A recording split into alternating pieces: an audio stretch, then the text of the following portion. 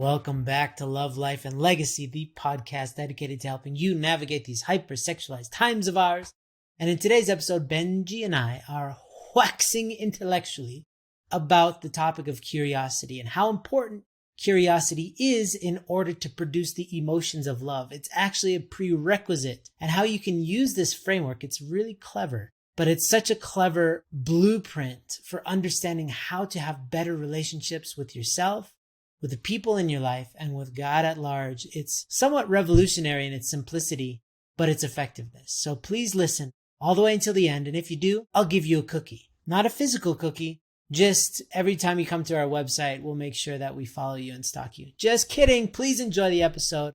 Let's get into it. Welcome back, everybody. And today we're going to talk about something very special. Yeah.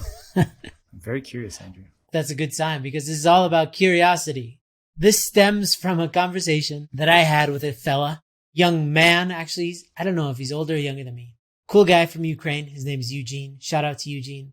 We needed a coffee. I need to find out. We'd met each other in various places around America, and then he showed us around Ukraine pre-war. And so we have like a history of always seeing each other all over the world, but now he lives in Denver where I do. And I was like, we need a coffee. So we went out. And one thing that came out of that conversation, the main thing that I really got, is that curiosity is the precursor to love. It's like the kindling.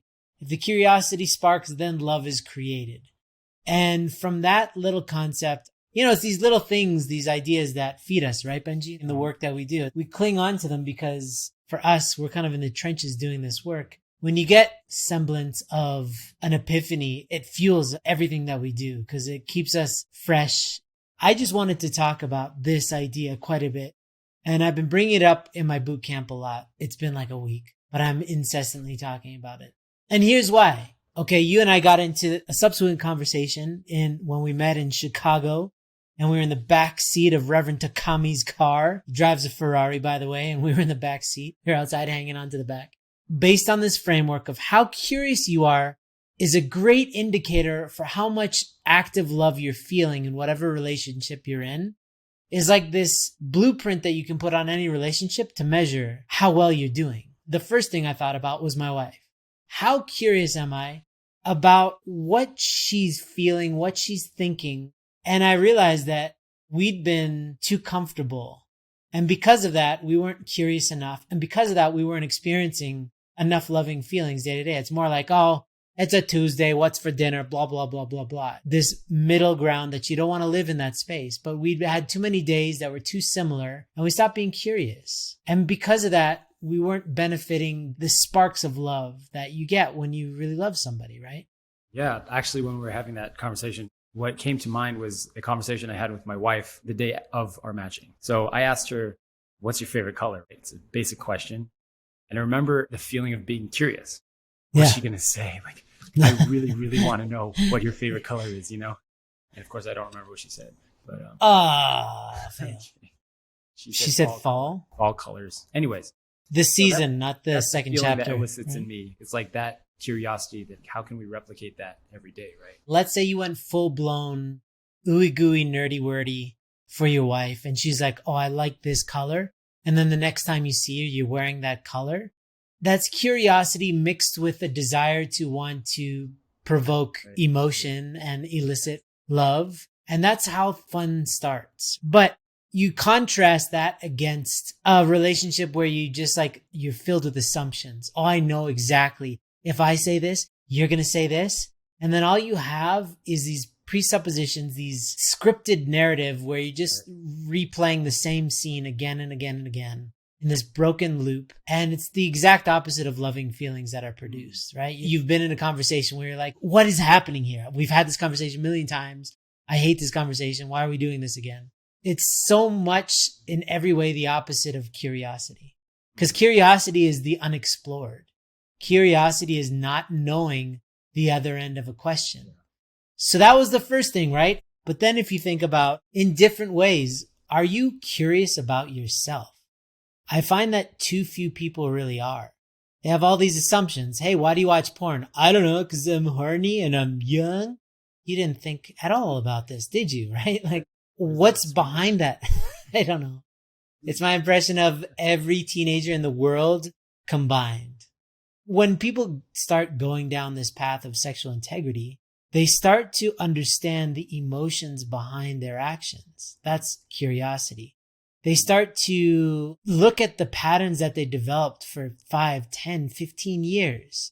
And they start peeling back their own history. That's curiosity. Where did I come from? Where did this habit originate? Why have I been holding on to it for so long? All these are questions based off of a desire to want to know. That's curiosity. Can you talk about that? Like, have you noticed that correlation between progress and curiosity in the guys that you help? I think it is one of the defining factors of whether someone will progress or not is how willing they are to not let those little things slide. Self-awareness and the anger. We talk about this a lot. Instead of seeing my habit or relationship with porn, masturbation as I'm addicted or I'm not addicted. Because if we think like that, it's like anytime that there's even a slight slip up or a misstep or one of those micro decisions or micro relapses, the immediate thought is like, oh, I'm still addicted to this. I'm still an addict. But if you look at it through the lens of continuum or spectrum of how am I progressing and how much am I learning, how much am I growing, then every mistake can't be seen as like, oh, I'm still a failure, because then it can be seen as, what am I learning? What can I learn from this?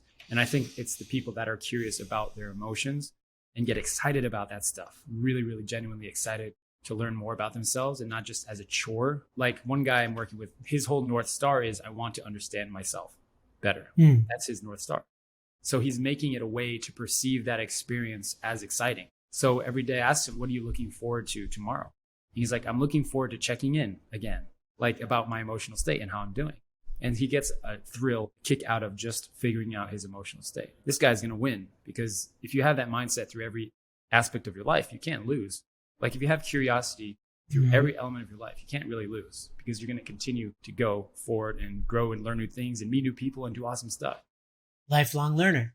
You were dogging on me for watching sports videos.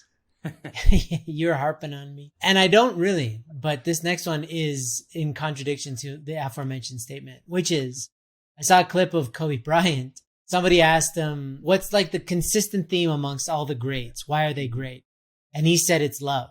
It sounded like a really cheesy answer, but then he dug deep into it. He's like, you can take away the money, you can take away the fame, you can take all that. At the end of the day, it's the love of the game. It's learning new things. It's perfecting the craft. And that's curiosity. So to him, they're synonymous. Love and curiosity were synonymous, because without the love, there is no curiosity. That just validates the point that curiosity and love are interlinked. And in this case, it's curiosity is a good precursor for love, because you can be curious about many things and not go all the way and not feel love, right? I think a lot of people are very curious about many things, but just passively. A continued curiosity generates love. And this is a really important point, because I was talking to a few guys this past week about their North Star goals, and I would love to unpack this just quickly. This one guy has a vague North Star goal that he knows is his North Star goal, but he doesn't feel it. Because I asked him, what do you have in your life that pulls you as strongly as porn does? And he couldn't really think of anything. The closest thing, number 2, but it was a distant number 2, was his North Star goal, which was something specific, right? It doesn't elicit the same emergency kind of reaction that porn does, putting up all these barriers, but porn is still calling him loudly. And he will end up breaking down those walls that he just built to get back to porn still, because he doesn't have anything else that is calling him as urgently as that, right? So why I'm bringing this up is because he hasn't invested the love into his North Star goal or the curiosity to create that love. So that's what I was like, well, throughout your day, you have a lot of small wins that you can generate based on your North Star goal, but those small wins aren't good enough. Like putting down your phone when you're about to just zone out for the next 2 hours, that's a small victory. But if it's just a small victory unto itself, it's not that valuable, because eventually you're going to go back to your old habit. But if it's connected to your North Star goal, then it's got a deeper meaning and it's a small action. So now they're connected. Now there's synergy between the big, the macro, and the micro, the small action. And that is creating a kind of loving relationship. It's creating energy between you and your North Star goal. And this energy is really, really important, because you're feeding it and it's becoming stronger. And you're also weakening the pull that porn has on you. And this is a process that actually is quite common, that it's not all or nothing, like you said, binary. It's not like I just stop and then forget about porn for the rest of my life and then I'm just going to devote myself to my North Star goal. It doesn't really work like that. At least not the people that we know, right? More, it's like a siphoning of your bad habit, and it's reallocating those resources, that time and energy, those emotions, to something that you really care about. That's through curiosity, and that produces love, so that it actually becomes easier to invest in your North Star goal because it gives you good feelings back. In the beginning, you might not get those good feelings, but if you invest over time, then the energy starts to be created and you start to have good feelings about this thing. And you start to feel less excited about going to porn. Does that make sense? Yeah. So having curiosity about something is a spark to learn how to love the thing, which becomes more than the alternative, which is to run away to porn or whatever.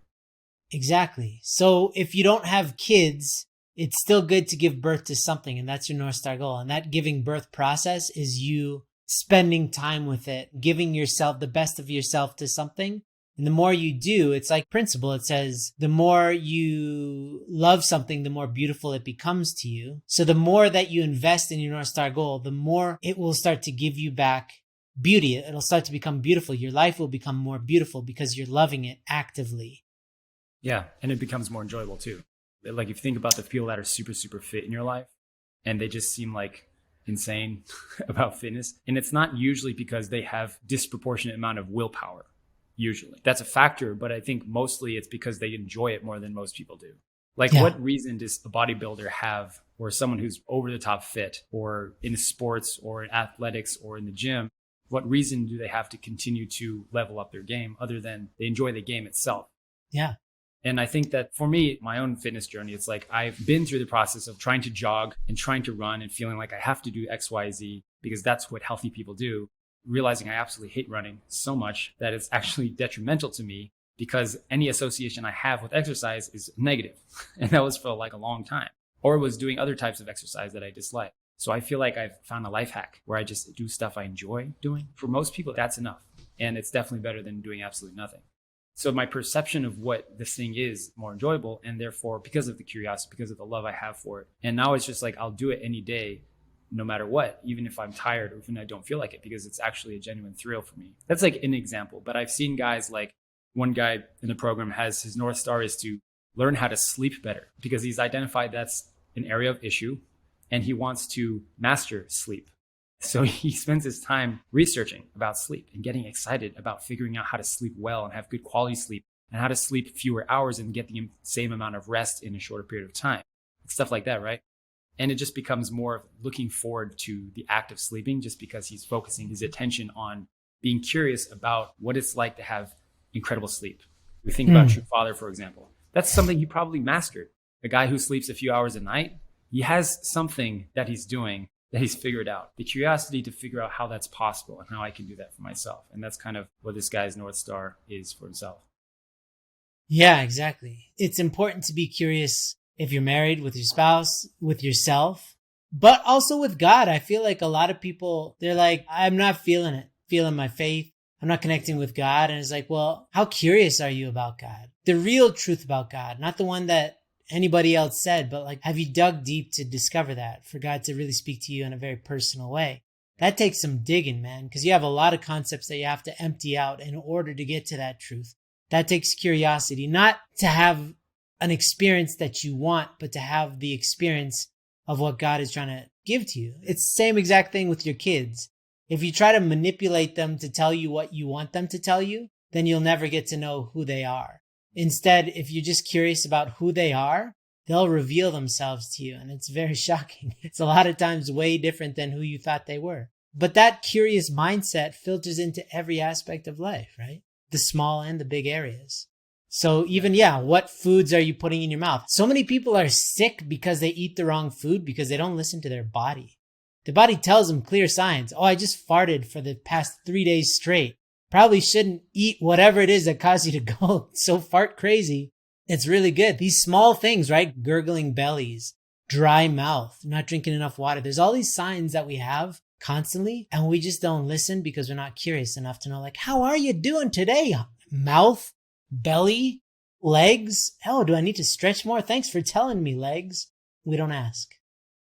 Just the point about God and curiosity, you sparked an idea or a memory I have talking with the guy who's in our community, second gen, young guy. And we were talking about faith in God. He was telling me he's agnostic. I was Yeah. like, oh, okay, interesting. So does that mean that you've tried to find out who God is, genuinely trying to figure that out? And he's like, yeah, I tried. I was like, so what did you do? He's like, well, I went to a gap year program. I went to a program for a year to figure it out. And then I decided that God isn't real. And I was like, sounds like you're actually atheist. That's an atheistic approach, right? He was like, no, I'm still figuring it out. And I was like, well, it sounds like you stopped looking. I'm saying this with love to this guy because we're having a good conversation. He was curious to know what my thoughts were. I was like, it sounds like you've stopped trying. You stopped being curious to find God. He was like, yeah. And I was like, so what do you think of everybody that does believe in God and spirit world? He said, I think everyone has just justified their beliefs, made up the justifications to believe in something for some person, whatever. And I was like, interesting. And then we ended our conversation. I said, wouldn't it be sad if you lived your entire life believing that there's no God, there's no spirit world, and then going to spirit world and then realizing that it was true? I put that on. I was like, think about that for a second. And he said, yeah, if that was true, that would be really sad. I was like, well, that's the cost of not being curious about trying to figure out who God is. And so I was like, if you want some advice, don't give up. If you're really curious about this, if you're genuinely curious about this, and you're not just going to say everyone's just crazy, essentially, that believes in spirit world or God, then try to still figure out and don't give up. Because looking for a year and then deciding your entire life that this is not for you, that's a big decision to make for anyone. Yeah. Because that gives context to every decision of your life, right? Think about that. The context of there is an afterlife, there is a God, and love is the most important thing that we bring with us into spirit world. That is a lens through which you can look at life that will inform and dictate many, many, many decisions in life. But if you look through the lens of, oh, everyone's crazy and there's no meaning to life or the universe or anything, it's a bit sad, I think, to not be curious. Yeah. And I know I've got a few agnostics in my life. I've grown to understand that agnostic means too lazy to care, really. Because like an atheist is like, here's what's true. There's no God. And then you're like, all right, great, cool. But agnostics are kind of like, meh. And, practically speaking, most of us, I think, are agnostic because we are too lazy to have an updated viewpoint on who God is today. Not yesterday, definitely not 3 years ago. So practically speaking, in the Bible, there's a lot of Jesus quotes in particular that emphasize having a see through children's eyes, have a children's heart. Those with a child's heart will get into heaven or something like that. But the whole idea is like seeing life with curiosity. And again, it's just the precursor to so much fun. And all assumptions are the precursor to kind of borders being built in your life, walls being built. It creates division, not unity. Curiosity creates unity. It's good to do inventory and to look at your life and to be like, where in my life have I made too many assumptions lately? That's actually the most scientific way that we could go about it. That's why the modern day explanation of science on the internet in many cases is like the assumption that this argument, whatever it is settled. Let's not talk about it anymore. Science has settled it is like the most anti-science perspective you can have because science is by definition curiosity. It's methodical curiosity and experimentation based on an assumption. Oh, I think this could be, but I'm willing to be wrong. That's true science. And if you approach life like that, that's actually the purpose of religion as well. Is religion gives you a framework. It's like a thesis. But in order to discover whether any of it's true or not, you have to be scientific. You have to experiment curiously and be willing to be wrong a lot and to be willing to be right sometimes too. But when you live like that, everything's exciting because everything's new because you don't know what's going to happen. Again, I think I mentioned in this podcast, it's called jazzing from soul. I love it. I love a life of jazzing where you're working together, give and take with life. So let's go practical. Benjy, which areas of your life have you not been curious enough about lately? Well, just based on what you were saying about being agnostic, I didn't think of it like that. And I think generally life of faith is more about to what extent and how much do I believe in something rather than do I believe it or not, which is the binary thinking. We think of like, oh, he's a believer or I'm a believer or I'm not a believer. Yeah. It's understandable why some people fall out of faith. People are like, oh, that guy was such a great second gen and then he went to college and then lost everything, right?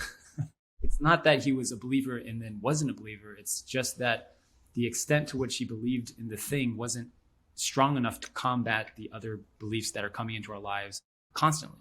I think life of faith is simply just the daily discipline of reaffirming ourselves over and over what is good and what is healthy and what is beneficial to ourselves and to our family.